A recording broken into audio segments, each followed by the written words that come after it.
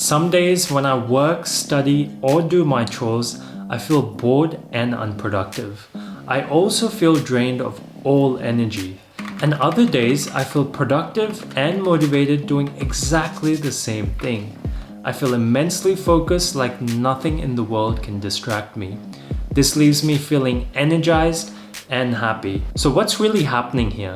Am I just having a good day versus a bad day? And what can I do to have more of those good days, leaving me more of a productive citizen? Well, it turns out all of the answers lie in the book called Flow, The Psychology of Optimal Experience by Mihaly Csikszentmihalyi. Welcome to 5 Minutes 5 Ideas. I'm your host Samanvay. Flow is the state I'm in when I'm having a good day. It's the total immersion in an activity where the challenges match my skills perfectly. Mihaly is a psychologist that coined the concept of flow when he set out to answer the question of when do people feel most happy. So let's take a look at what he found out in the research in 5 steps. And you can find the timestamp for all of the segments right here or down below. So let's start off by finding out more about how consciousness works and the role of flow. So consciousness has developed an ability to override genetic instructions in an effort to make its own independent course of action. As laid out in the book, consciousness is a clearinghouse for sensations, perceptions, feelings, and ideas, and it can also daydream, make up lies, and write poems. The nervous system is so complex that we are able to affect our mood regardless of external circumstances. We all know people that have transformed hopeless situations into challenges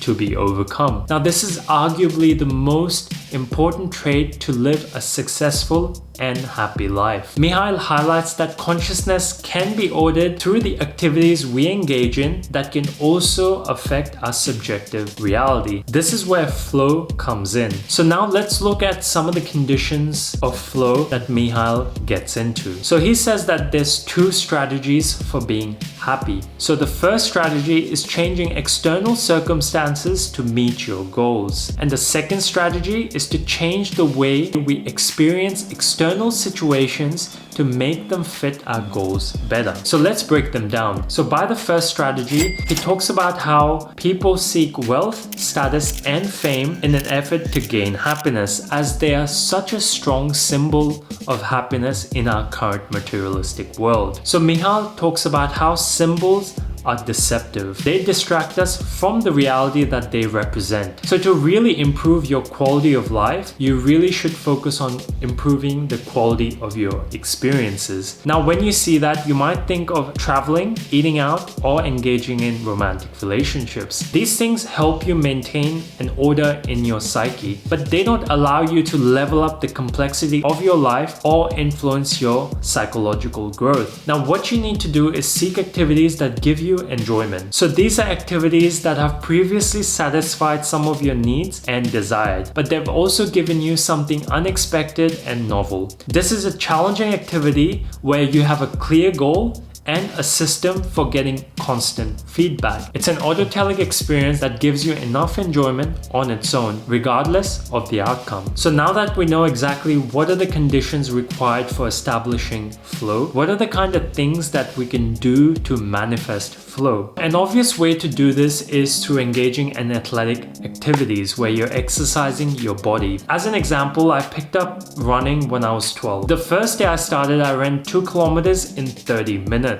And a couple of days after, I ran it in 25 minutes. Running 2 kilometers was the clear goal, and the time was the feedback of my performance. As you can imagine, the sky is the limit when it comes to running further and faster. Running in itself is an autotelic experience because as you keep improving, not only does it release endorphins to make the activity enjoyable on its own, but it also gives me a clear path of improving myself. And you could apply the same concept to any form of sports or any creative pursuits that involve the body. Now, don't worry if you're not a fan of sports. According to the author, you can also engage in flow through the practice of lifelong learning. Now, this could be in something like your work or any other hobby. It could be simply picking up history or engaging in painting or even sewing. So it's no wonder that hobbies can bring so much joy to our life because we do it for the sake of it without any any expectation of making money through it or fame or anything dependent on an outcome. It makes sense to me why you often hear advice like enjoy the process rather than the outcome, because enjoying the process turns it into an autotelic experience, which ensures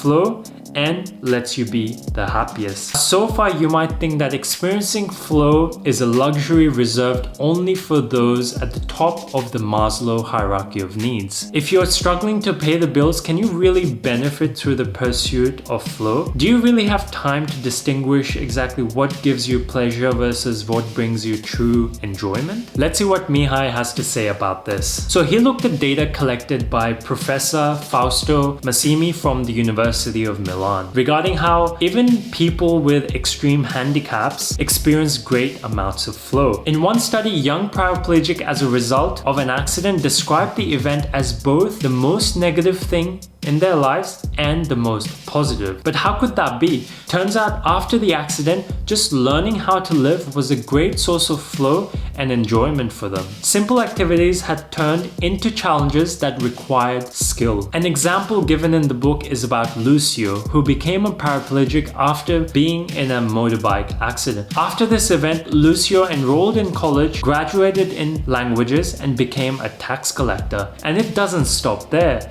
He even picked up archery and became a regional champion. And before the accident, Lucio describes his life as being purposeless and uneventful. He's one of the many that managed to transform his tragedy into triumph through the practice of flow. Now we know how to cultivate flow, but how does it fit into the bigger picture of life? Mihaly points out that we strongly need to diversify our sources of flow. If we pursue just one source of flow, that's like putting all your eggs in one basket. And that's not just for the enjoyment of life, but also for your happiness. He suggests cultivating flow in all types of activities and treating daily tasks as challenges to keep it exciting and to stimulate the occurrence of flow. This could be in your work life, being with friends, family, or engaging in hobbies. To me, the pursuit of flow is a sure path to living an interesting and adventurous life. You only have one life, so you might as well make the most of it and make it as rich as possible. Now, I've only skimmed the surface of the book, so if you want the full picture, I'd definitely recommend you to read it. I've left a link in the description below if you want to grab your own copy. As usual, if you enjoyed the video, don't forget to like and subscribe, and I'll see you next time.